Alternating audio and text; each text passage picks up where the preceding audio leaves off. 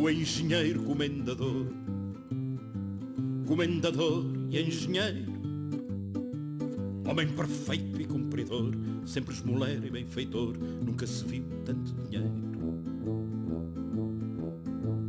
Viva, viva o senhor comendador, viva, que começou como pedreiro. Viva, viva o senhor comendador, mas digam sempre engenheiro, por favor. Boa noite, pessoal. Vim aqui falar para vocês de uma coisa que faltou falar nos vídeos sobre economia preta, que é o seguinte: a economia preta, como vocês já bem sabem, ela vai diminuir consideravelmente as cargas horárias de trabalho e também vai diminuir a quantidade de empregos. E as pessoas, por consequência, vão ter mais tempo livre, mas vão continuar recebendo salário. E aí eu parei para pensar, o que as pessoas vão fazer com esse tempo livre? Como que nós podemos fazer com que a economia entregue mais valor para as pessoas, pelo fato de elas estarem com mais tempo livre, e que ao mesmo tempo a gente melhore o funcionamento da economia?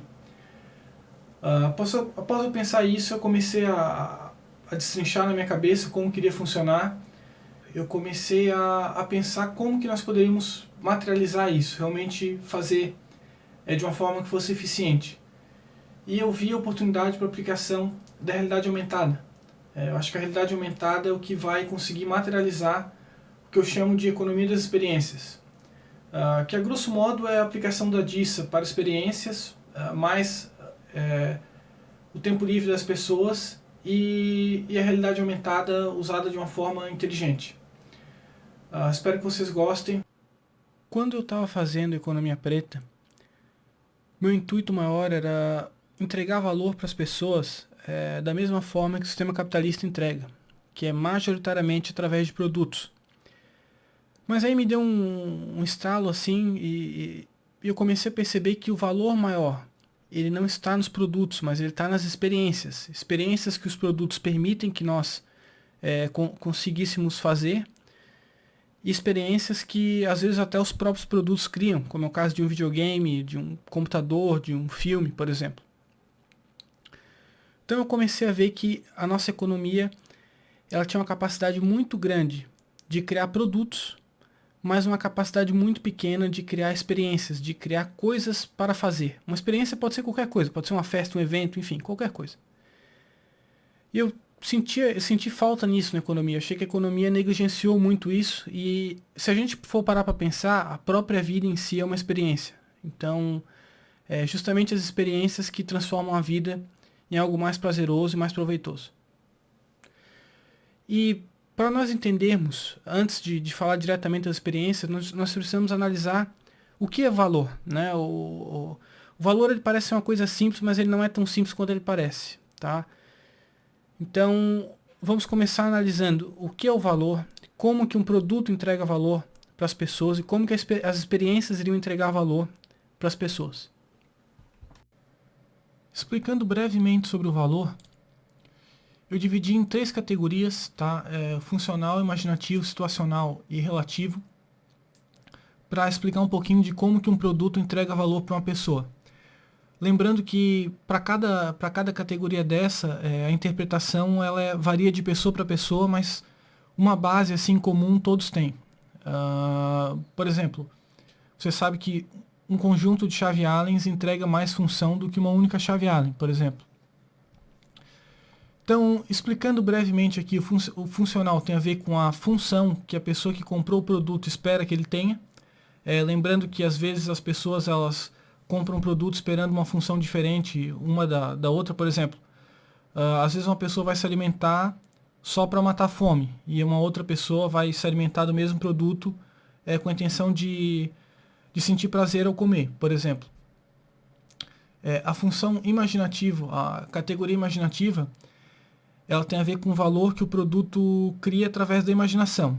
Geralmente, no sistema capitalista, ele tem a ver com status, mas ele pode, enfim, envolver várias coisas. Tem muito a ver com marketing, com publicidade. Às vezes a pessoa compra o produto porque ela acha que aquele produto vai fazer ela se sentir feliz, esse tipo de coisa. Situacional. Vou dar um exemplo bem extremo. Se alguém chegasse para você e cobrasse R$1.000 num copo d'água, você não iria aceitar, obviamente. Mas se você tivesse no meio do deserto, morto de sede, você estaria disposto a pagar R$1.000 num copo d'água. Então, o momento ele aumenta ou diminui o valor de um determinado produto. E o relativo tem a ver com duas coisas, com gosto.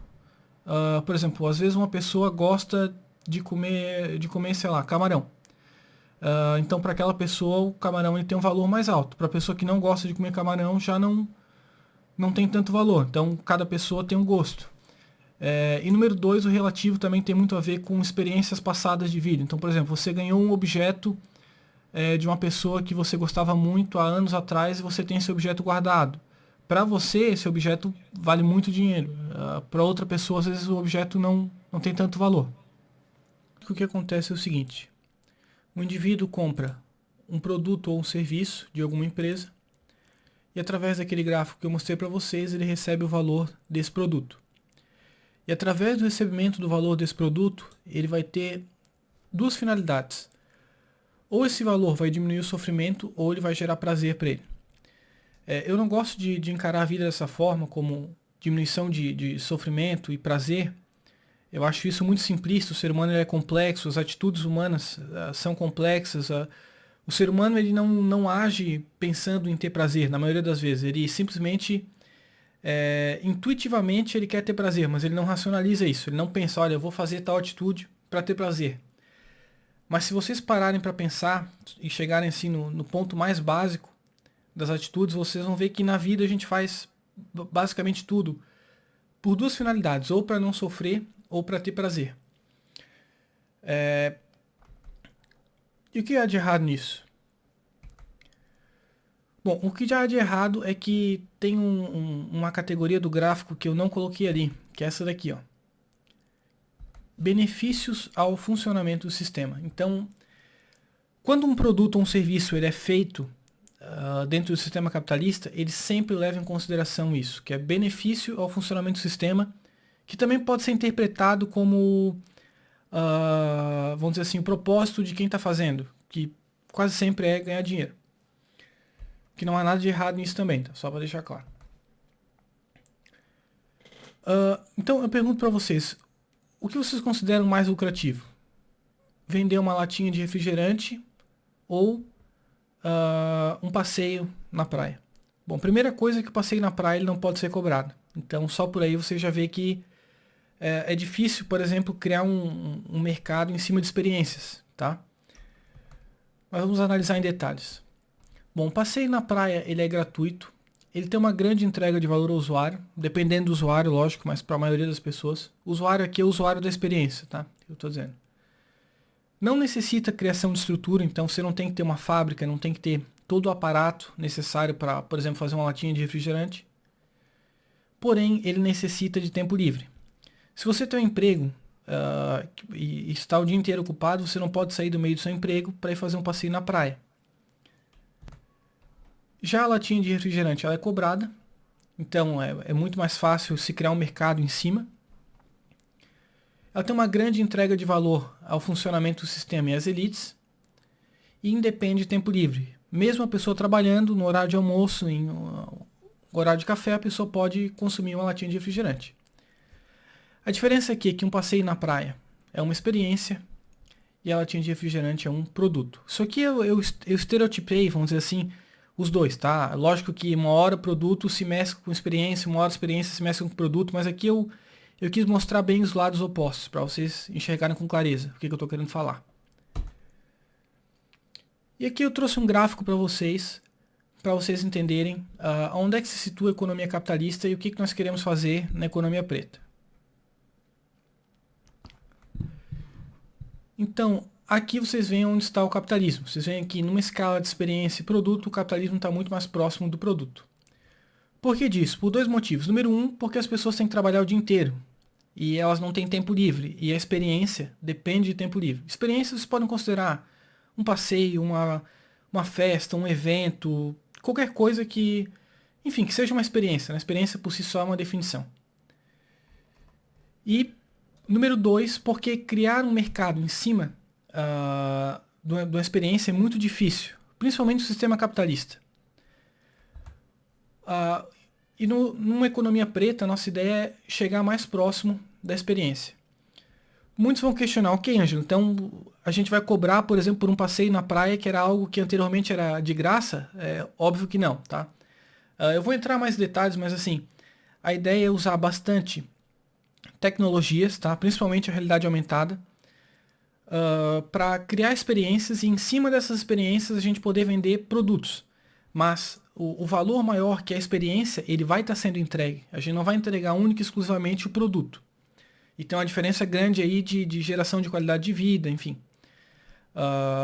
Muitos vão questionar, mas as pessoas já têm tempo livre para fazer o que elas quiserem. Quer dizer, numa economia preta elas teriam tempo livre para fazer aquilo que elas quiserem, ok? Mas nós precisamos aumentar a variedade de coisas que as pessoas vão poder fazer. Nós precisamos vender produtos em cima disso, porque o sistema precisa funcionar também. E uma vez que a experiência ela seja criada e desenhada pelo Estado, a gente consegue, além de entregar mais valor, consegue também prover o desenvolvimento do ser humano. Eu vou explicar isso em mais detalhes mais para frente. E a pergunta que não quer calar, como que nós conseguimos chegar nesse ponto? Assim, de uma forma bem básica, seria duas coisas, tá? A aplicação da DISA para a criação de experiências, esse seria o número 1. Número 2, o tempo livre que as pessoas vão ter dentro de uma economia preta. Esses dois ingredientes, junto com a tecnologia que já está incluída na DISA, que vão fazer isso. E a pergunta, como que nós conseguimos produzir experiências? E as experiências que eu quero falar aqui para vocês, elas são diferentes, elas têm bastante a ver com tecnologia. Eu já vou explicar mais para frente. Bom, nós precisamos ou de um local e algo para fazer, ou de uma tela e algo para fazer. Né? Exemplo, uma festa, um evento, no caso do local, e no caso da tela, por exemplo, um filme ou um jogo. Experiência, qualquer coisa na vida é quase uma experiência. A própria vida em si é uma experiência. Certo, aqui trouxe alguns exemplos para vocês de como a gente consegue produzir experiências com o local, tá? Uma aula de alguma coisa, um jogo de futebol, um clube esportivo, eventos de animes, partida de dominó na praça, passeio na praia, enfim, praticamente tudo que você faz para se divertir fora do meio digital. Quando é o meio digital, aí não é esse de local, né? É o de tela que eu expliquei anteriormente. Antes que me perguntem por que o local e não a tela, né? Isso aí eu vou explicar mais pra frente, mas assim, tem muito a ver com a venda de produtos, tá? Aqui eu vou usar o exemplo de uma aula. Vamos usar como exemplo uma aula de ginástica.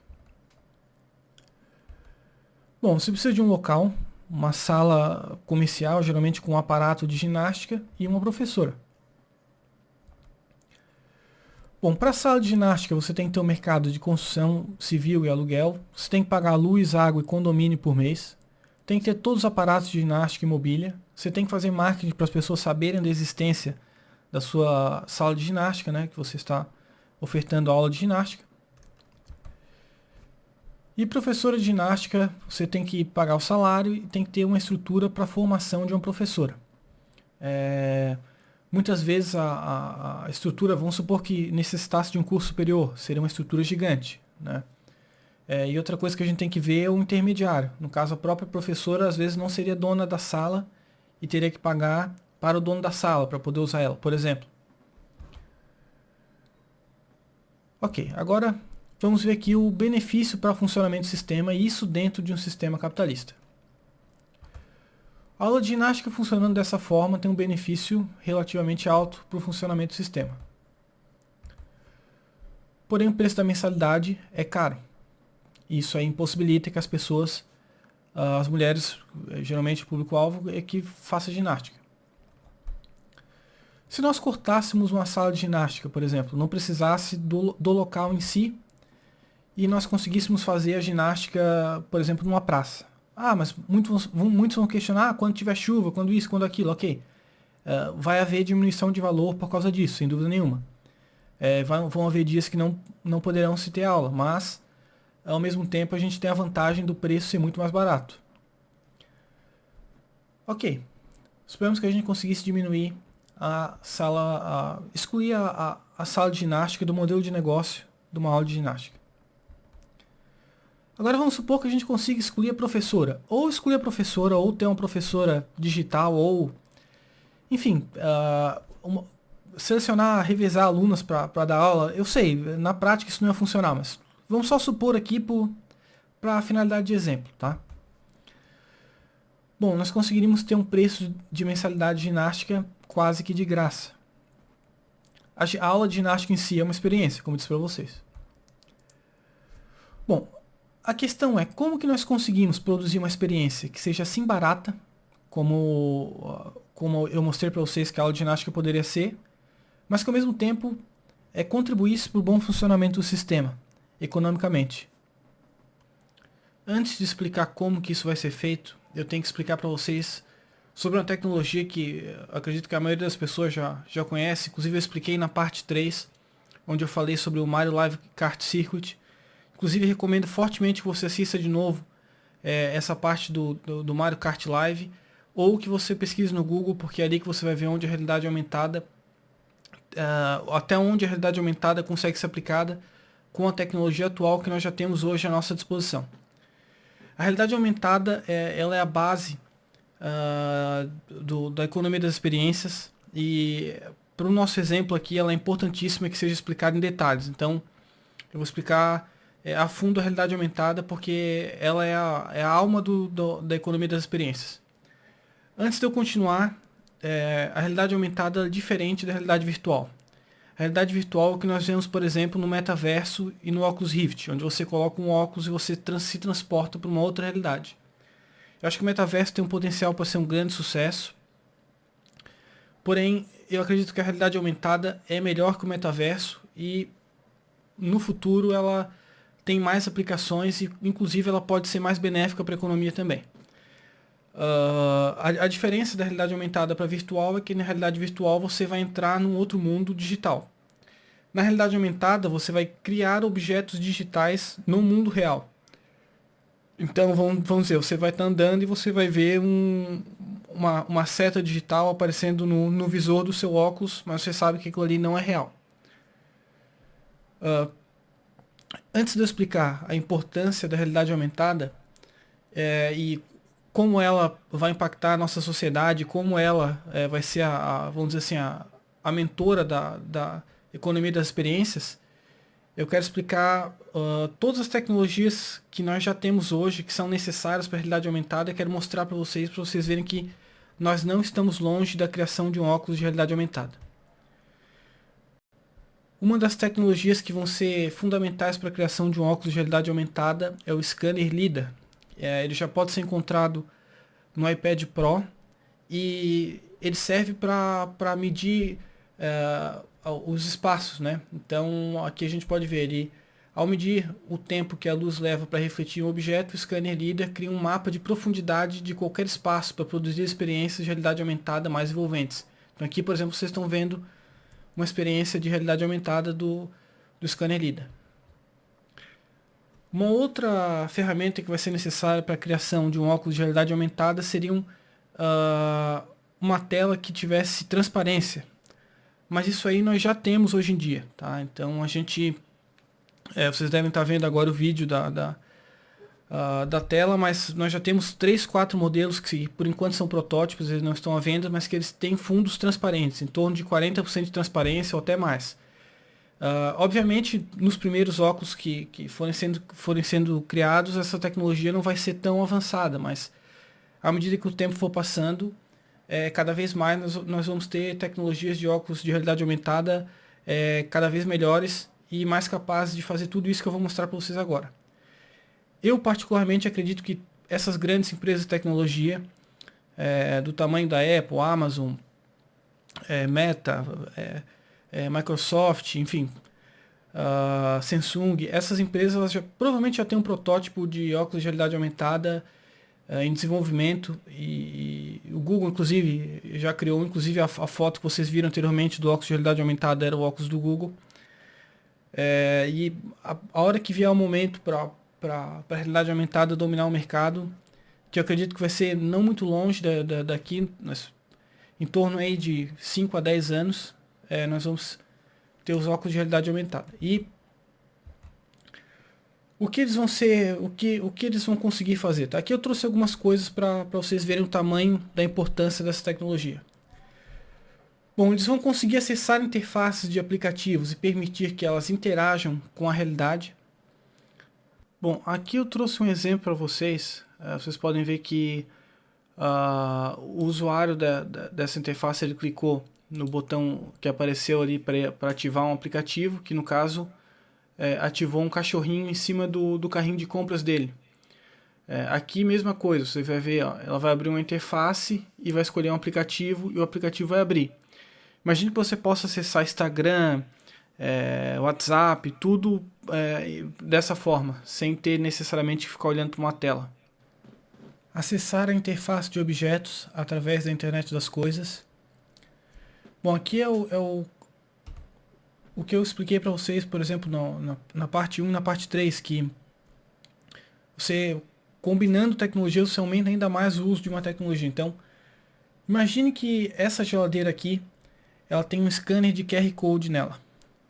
Imagine que todo produto que você compre e que você vai colocar na geladeira tem um QR Code no produto, na embalagem do produto. Toda vez que você escaneia um produto, a geladeira guarda a quantidade de produtos que tem, a data de validade de cada produto. Então, toda vez que você passar próximo da geladeira, a geladeira vai informar os produtos que estão próximos de vencer, para você utilizar eles antes deles estragarem. É uma forma também de aumentar o consumo, de evitar que as pessoas se alimentem de produtos estragados. Por exemplo, e esse é só um mero exemplo. Então, a hora que você se aproximar da geladeira, vai abrir uma caixa, né, uma interface mostrando para você os produtos que estão próximos de vencer. Imagine a aplicação desse tipo de coisa para o trabalho, por exemplo. Imagine você estar no escritório em que você chega perto da impressora e aparece a ordem de impressão, a fila de impressão que tem para ser impressa naquela impressora. Isso aí são pequenos exemplos, tá? Para vocês verem o tamanho da importância e da quantidade de coisas que dá para fazer com isso. Os vídeos que eu venho mostrando para vocês que simulam a aplicação da realidade aumentada, eles foram feitos pelo Keiichi Matsuda.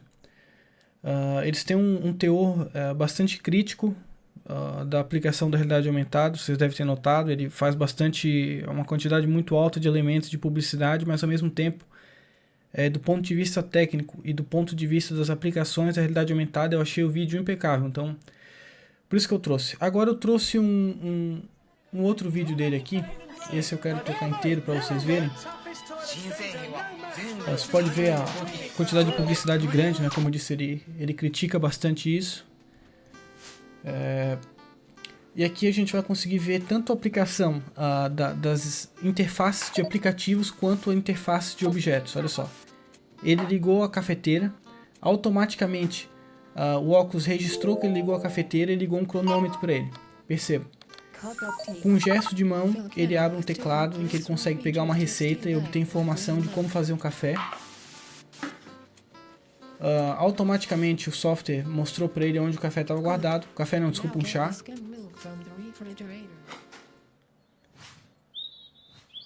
Novamente ele faz um gesto e ele abre uma outra interface onde ele consegue ver vários outros aplicativos como Instagram, enfim, qualquer aplicativo que a pessoa venha querer usar. Vendo mensagem dos amigos enquanto o café não está pronto, enfim. Como eu disse, ele faz uma coisa com um teor bastante crítico, assim. Aqui ele vê as opções de leite que ele tem na geladeira e produtos que estão ali.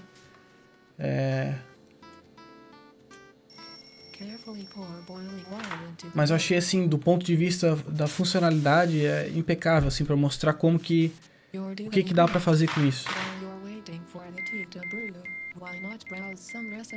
Enfim, não era café porque ele misturou com chá ali, eu confundi um pouco, mas ele provavelmente estava esquentando água. Aí ele liga o nível de publicidade, aumenta, enfim.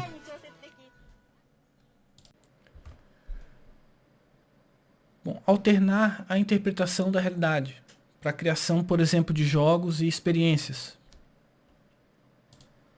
Para ilustrar isso, eu trouxe mais uma vez o exemplo do Mario Alive Kart Circuit. Aqui vocês estão vendo as fases que tem, né? Por exemplo, aqui embaixo troca o nome, Ember Island, Bull Fortress, por exemplo, e cada vez que troca o nome, troca os NPCs que estão na tela, troca o filtro da imagem, troca os desafios que tem na fase. Agora imaginem isso aplicado à realidade, a quantidade imensa de usos que pode se ter nisso, tanto para não só para jogos, mas tanta coisa que eu não consigo nem imaginar, sabe? Vai além da minha capacidade de imaginação. Publicidade. Imagine você andando numa rua em que você consiga ver publicidade enquanto você anda. Eu sei que a maioria das pessoas não gosta de publicidade, enfim. Algumas vão achar isso meio invasivo, obviamente. Quem não quiser é só colocar para não aparecer, mas uma coisa que é muito importante que a gente tem que ter em mente é que a publicidade ela ajuda demais a aumentar as vendas. E como nós queremos aumentar bastante o tamanho da economia, enfim, isso aí vai gerar consumismo, quer dizer, vai forçar a sociedade a consumir para que a economia se mantenha e, por consequência, nós precisamos de publicidade para que as pessoas consumam e o sistema se mantenha.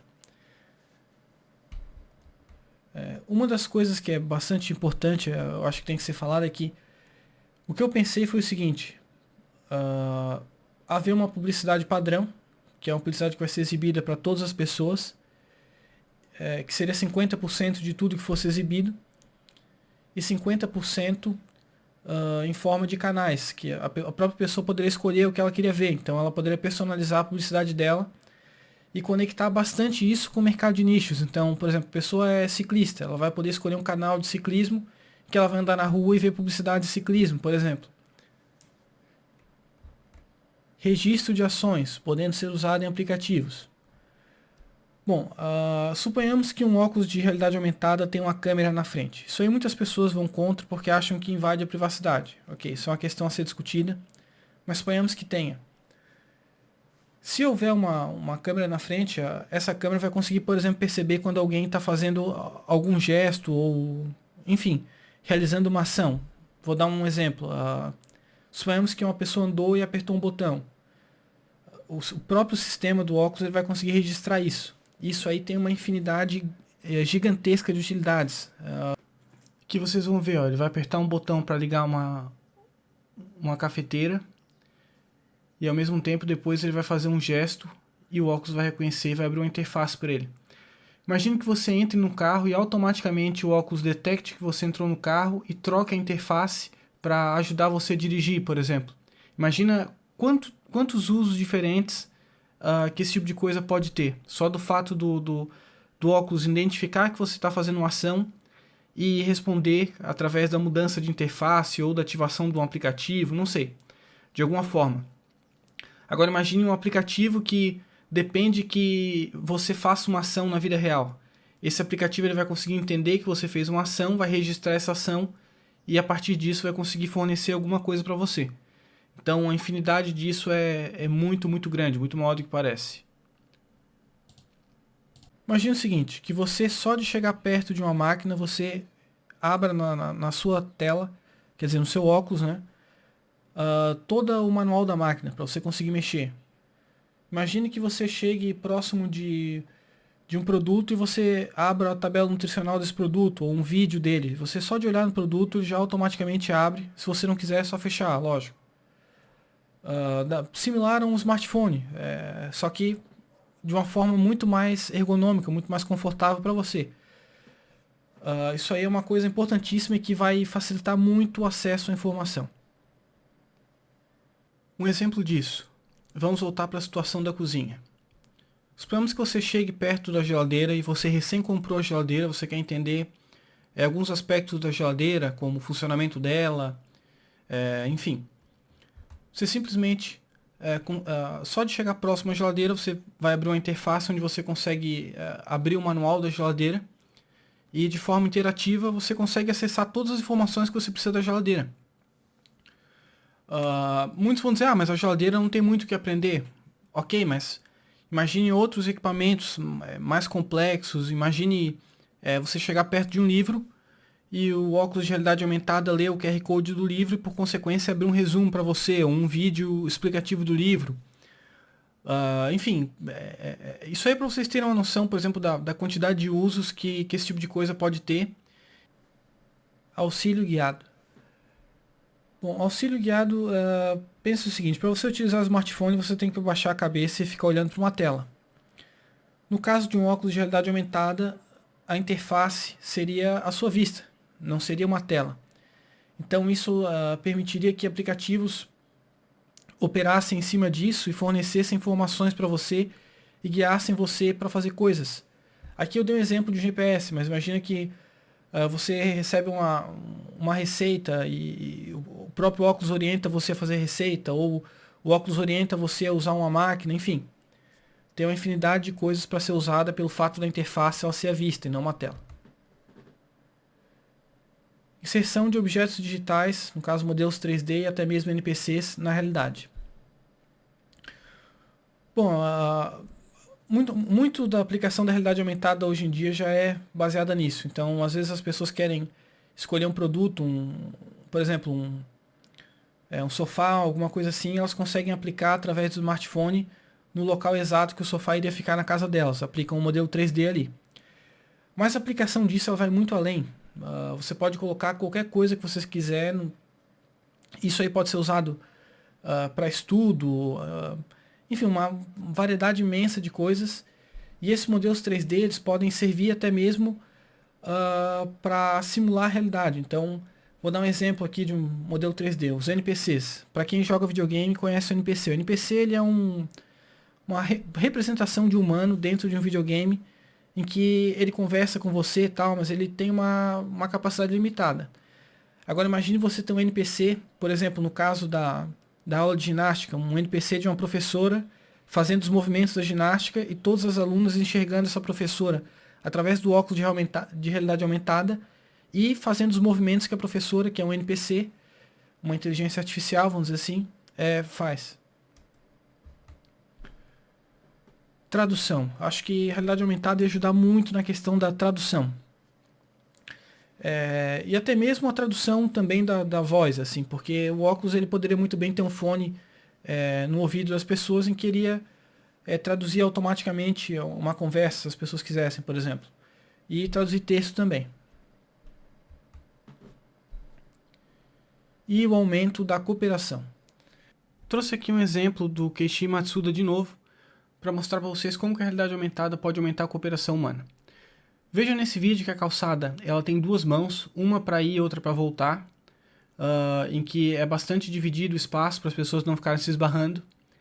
Ao mesmo tempo, antes do sinal abrir, ela dá uma mensagem para limpar a área, ali escrito Clear the Area, onde é para as pessoas saírem porque os carros vão passar, e automaticamente abre uma divisória entre a calçada e a estrada para as pessoas não irem para a estrada, para não haver acidente. Então, isso aí é apenas um pequeno exemplo de como que a realidade aumentada pode aumentar a cooperação humana.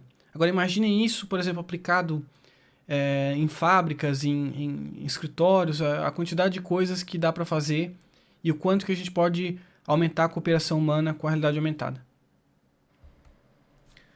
Aqui eu trouxe alguns impactos da realidade aumentada na vida, tanto positivos quanto negativos. Facilidade e praticidade para se fazer aquilo que se quer fazer, o que por consequência aumentar a produtividade.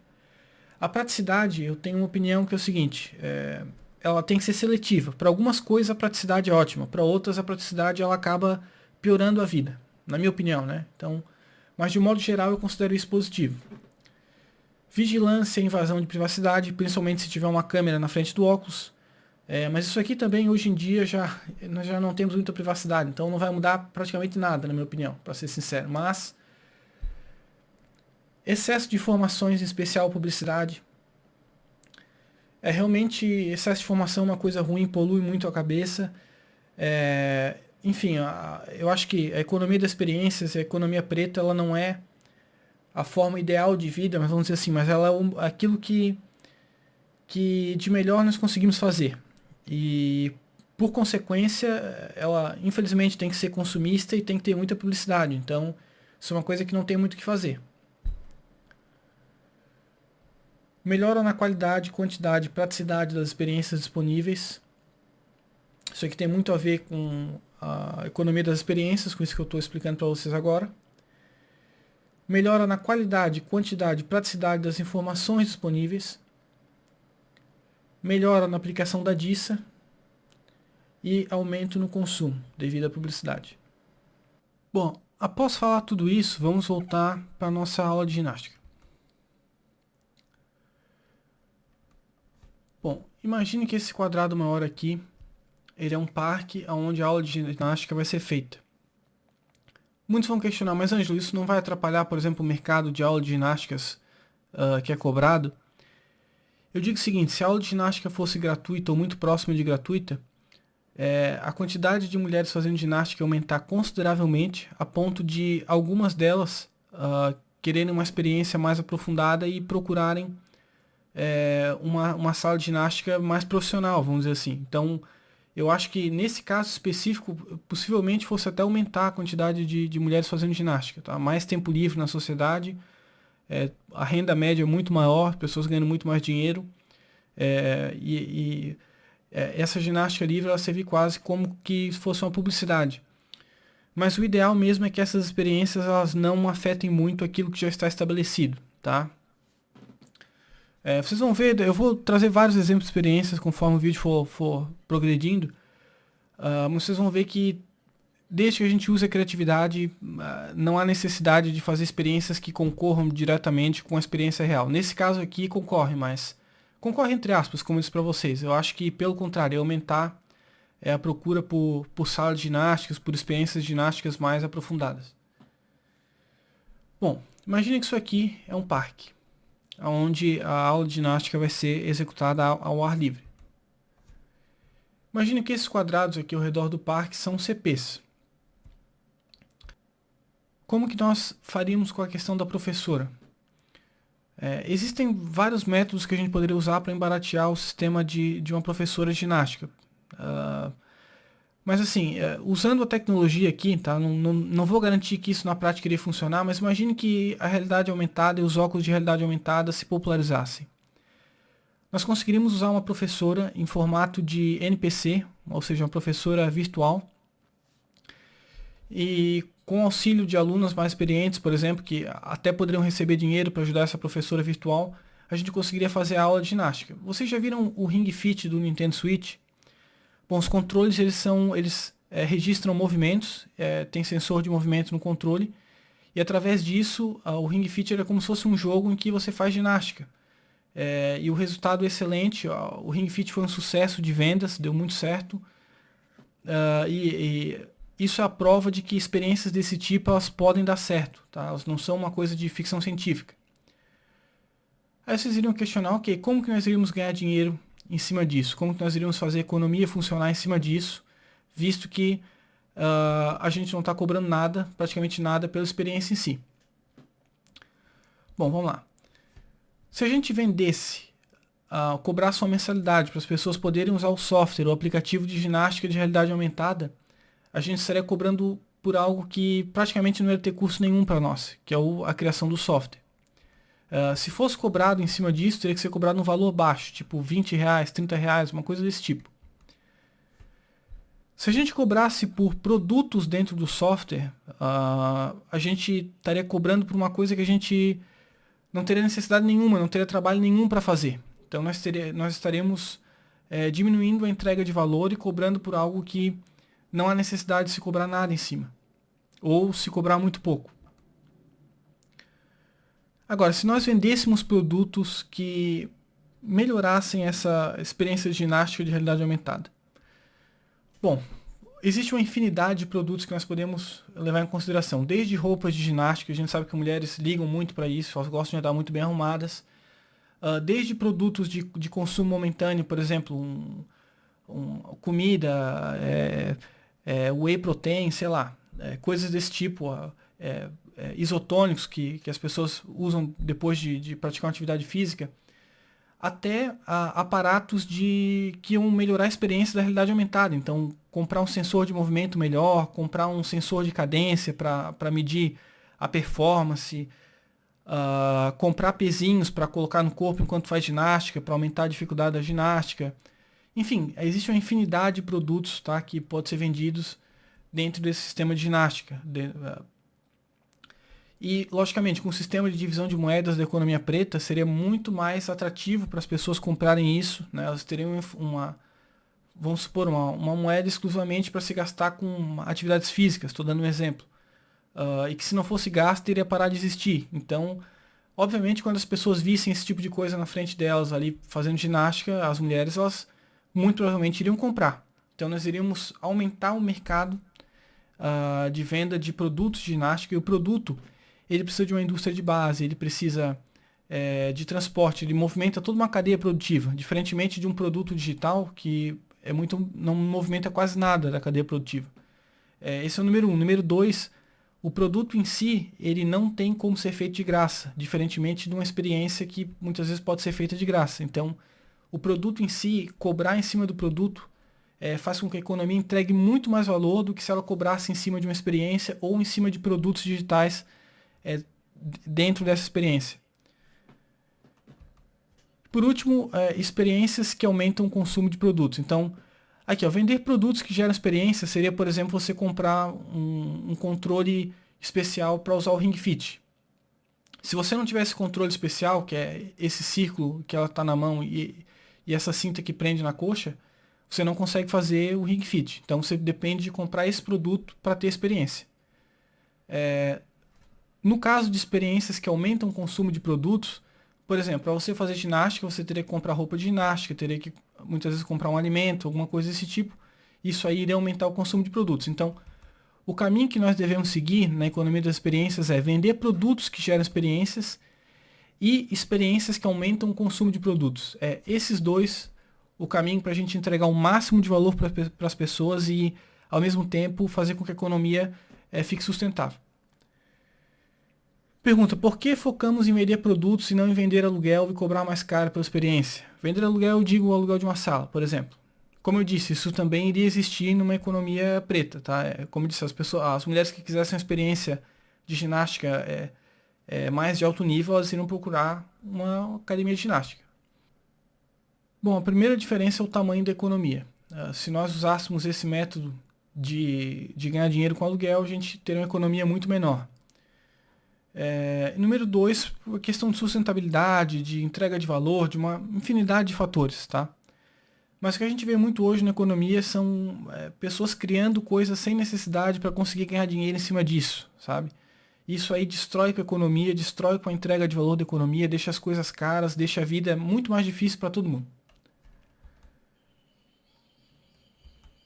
Então, vamos analisar o caso da academia de ginástica aqui.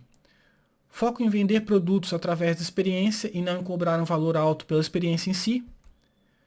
Produtos, diferentemente de produtos digitais, mobilizam uma cadeia de produção gigante e têm grande custo para serem feitos.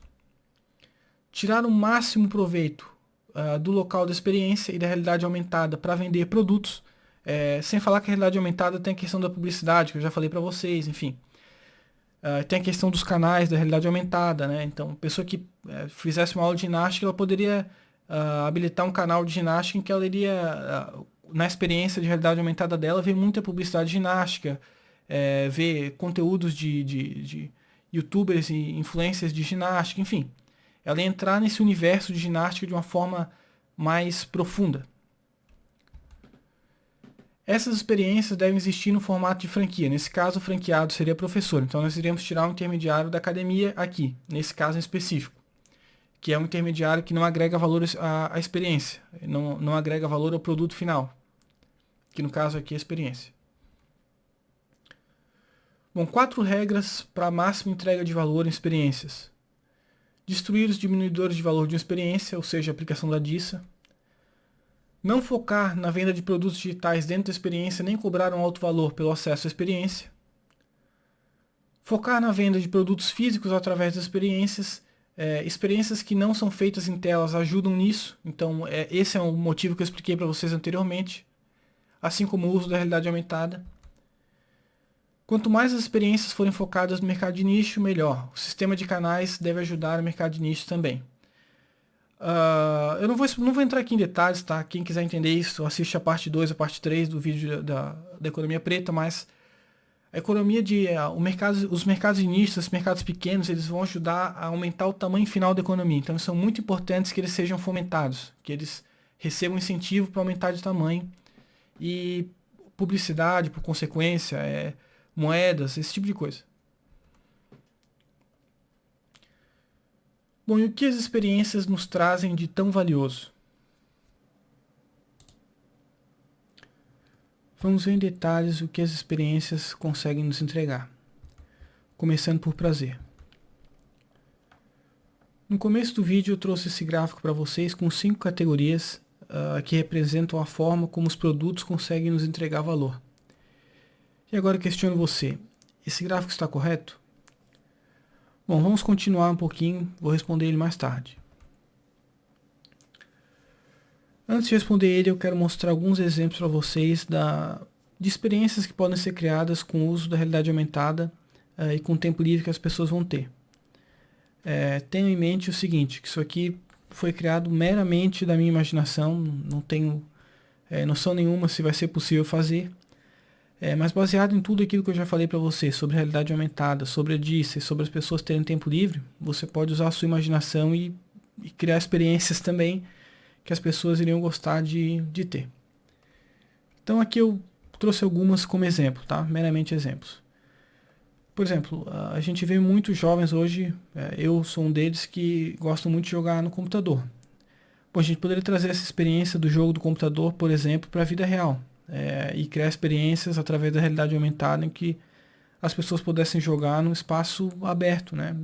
Não olhando para uma tela. Uma outra coisa que eu acho que haveria muito espaço também numa economia de experiência seria os clubes, né? Onde as pessoas pudessem ir, passar um dia para praticar algum esporte, ir na piscina, se socializar, enfim. E logicamente aplicar a DICE para esses clubes para diminuir o gasto e fazer eles serem economicamente sustentáveis. Aqui eu trouxe uma família fazendo piquenique, mas o que eu queria falar, por exemplo, seriam mecânicas sociais, sabe? Das pessoas poderem ter experiências onde elas se juntam e conversam e, enfim, alguma mecânica social, tipo verdade ou consequência, não sei, alguma brincadeira desse tipo, onde as pessoas simplesmente vão no parque e elas conseguem se cadastrar em alguma coisa e participar de alguma brincadeira, alguma coisa desse tipo. Aqui eu trouxe o ciclismo para vocês. Imaginem da seguinte forma: você comprou uma bicicleta. Você precisa de uma série de orientações de como pedalar da melhor forma, de como melhorar a sua performance. Você precisa de objetivos para concluir com a bicicleta, por exemplo, andar tantos quilômetros, para que você tenha uma motivação para continuar andando. Você precisa ter um grupo para andar de bicicleta. Então, na economia das experiências, e como ela é muito focada no mercado de nichos, principalmente, isso seria muito mais rápido de ser feito. Então, a pessoa já compraria uma bicicleta, automaticamente ela já se conectaria com influências, com grupos de bicicleta, já aprenderia as coisas muito mais rápido, tudo usando realidade aumentada. E lógico, enquanto eu estivesse andando de bicicleta, a realidade aumentada poderia criar passeios, experiências, enfim, uma série de infinidades, mesclar, andar de bicicleta com algum tipo de jogo, sei lá. Estou inventando aqui. Esse eu acho que a realidade aumentada poderia ajudar demais, que são os MMOs. São jogos com o intuito de fazer com que o jogador entre em outro mundo, que ele evolua de levels, enfim.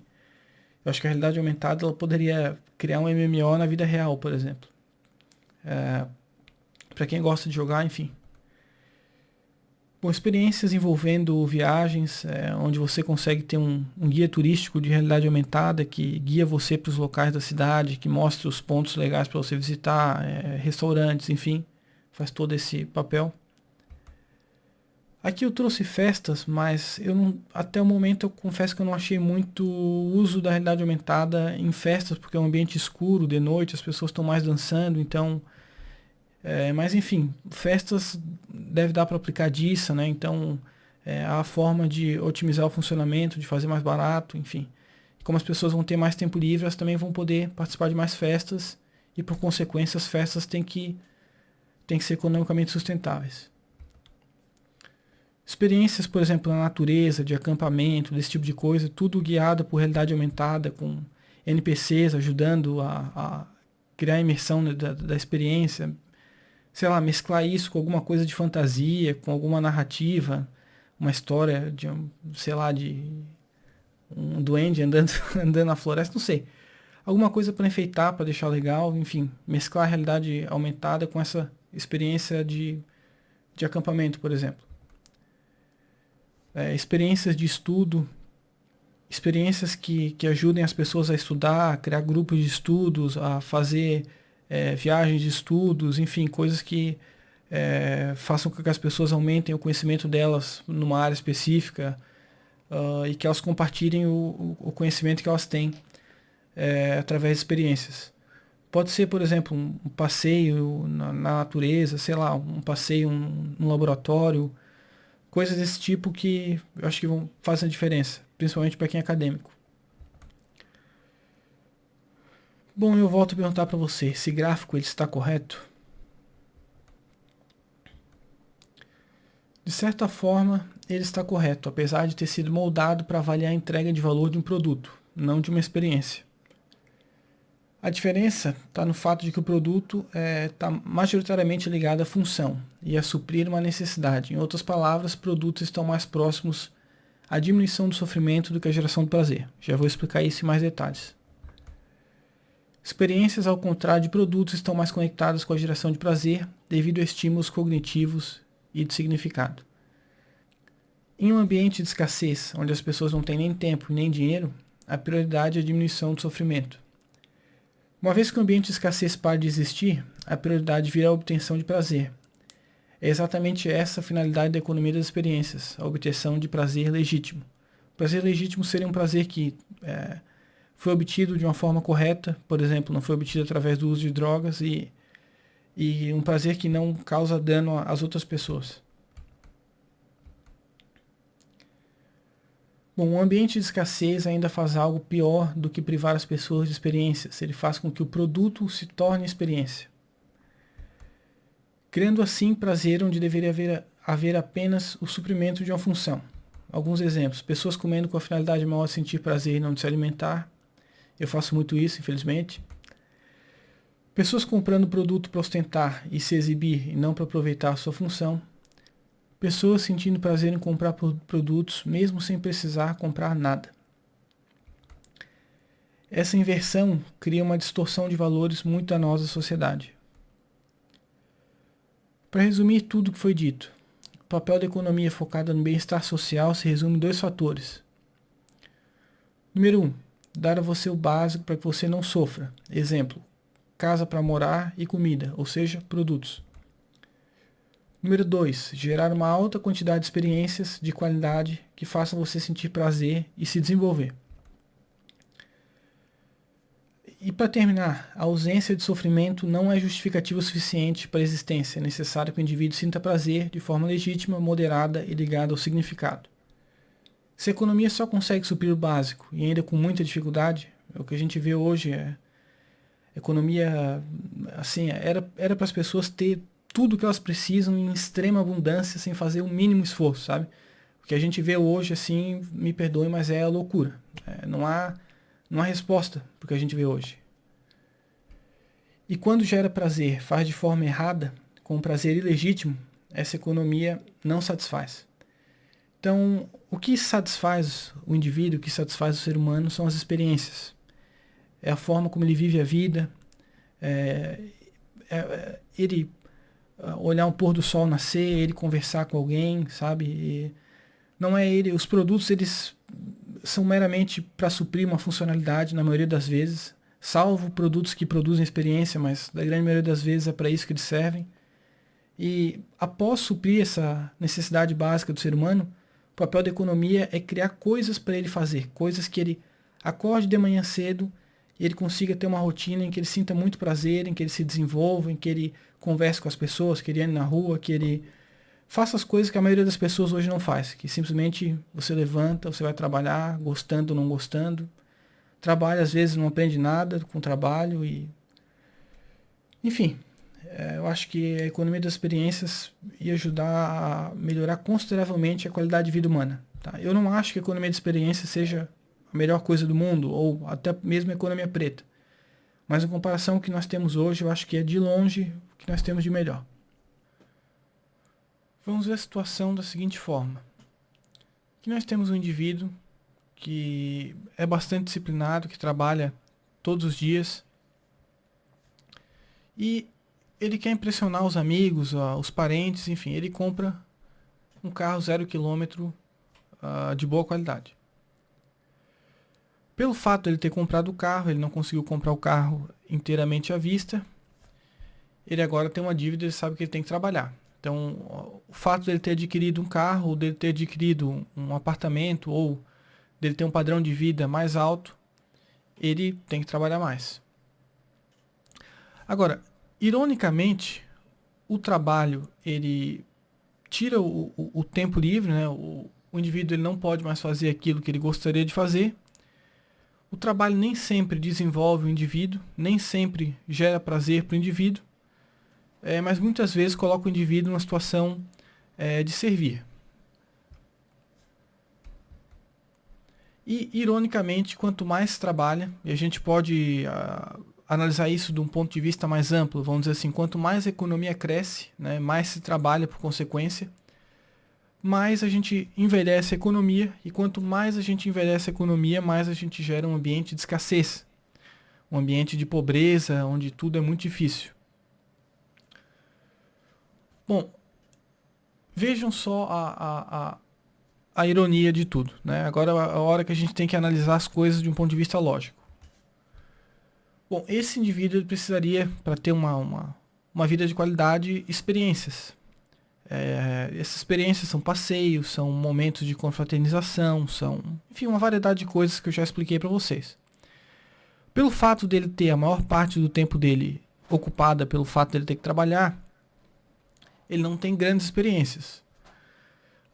Alguns vão questionar que o trabalho em si é uma experiência. Sem dúvida o trabalho não é algo horrível, como eu, às vezes, talvez eu deixe transparecer isso, mas não é isso que eu quero falar. Tá? O trabalho tem muita coisa boa nele, tá? Mas a gente sabe que o indivíduo, para ele ter uma vida de qualidade, ele precisa de tempo. Tempo livre para ele fazer o que ele quiser, e quando ele quiser, ele trabalha, né? E quando ele fez o que ele tinha para fazer no trabalho, ele sai, enfim. Mas não é o caso dele, ele tem que cumprir o horário. Bom, certo. Vamos analisar as coisas por um ponto de vista lógico. Ele gasta todo o tempo dele trabalhando e não tendo as experiências que ele deveria ter para ter mais prazer, para se desenvolver. Pelo fato dele trabalhar, ele gera um ambiente de escassez. Pela existência do ambiente de escassez, ele comprar um carro faz com que ele se sinta bem. Ou seja, o produto ele cria um valor maior do que ele deveria ter, no caso aqui um valor de ostentação, justamente pelo fato do ambiente de escassez existir. Se o ambiente de escassez não existisse, todo mundo pudesse comprar um carro de alto nível, o carro ele não teria tanto valor assim. Ele ainda teria muito valor, mas não tanto valor. Então é aí que a gente para analisar as coisas de um ponto de vista mais racional. Sabe, será que está valendo a pena isso? Por exemplo, para esse indivíduo aqui? Bom, para ele não, mas para quem estaria valendo a pena isso? Para as pessoas que estão no topo do funcionamento do sistema. Mas eu digo que, à medida que esses indivíduos trabalham e que a economia envelhece, nem para essas pessoas vale tanto a pena assim. E essas pessoas também, como eu já disse em outros vídeos, elas têm uma rotina, um estilo de vida bastante difícil. É muita responsabilidade, é muita coisa para fazer, muita pressão. Então a vida das pessoas que estão no topo do sistema também não é fácil, nem um pouco fácil. E aí eu pergunto novamente, para quem está valendo a pena isso daqui? Sabe? É uma coisa que desafia a lógica. Se a gente confrontar isso aí com a lógica, a gente vê que não faz sentido. Sabe? E se a gente não se ater à lógica, as coisas começam a decair de uma forma que a vida fica uma coisa insuportável. Então nós temos que nos manter sempre... nos últimos tempos, assim, eu vejo que eu, por exemplo, há 4, 5 anos atrás, eu achava que aquilo que eu fazia na minha vida tinha algum sentido. Hoje eu vejo que já não tinha sentido nenhum, sabe? Então a gente, aos poucos, a gente vai fazendo coisas sem sentido, sem perceber, e as coisas vão decaindo e as pessoas muitas vezes nem notam. E a gente chega numa situação bastante difícil, onde agora, principalmente com o coronavírus, sabe, é complicado. Mas bom, as experiências elas nos entregam prazer. Além de prazer, elas podem melhorar a economia. E principalmente a questão do mercado de nichos que eu expliquei para vocês. Então, eu pergunto, como que a realidade aumentada poderia melhorar a experiência de compra?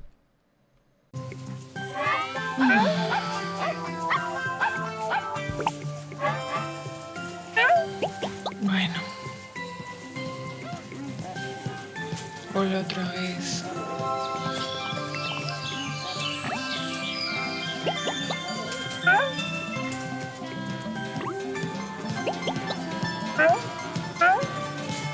Ay, no, cállate.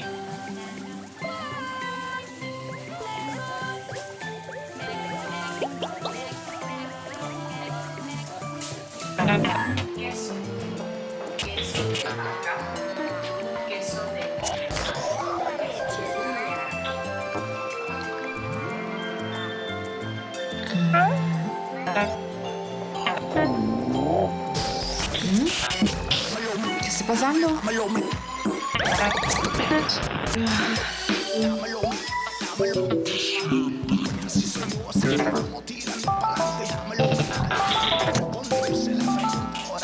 Buen día, Emilio. Além de melhorar a economia e o mercado de nichos, as experiências também podem causar desenvolvimento para o ser humano.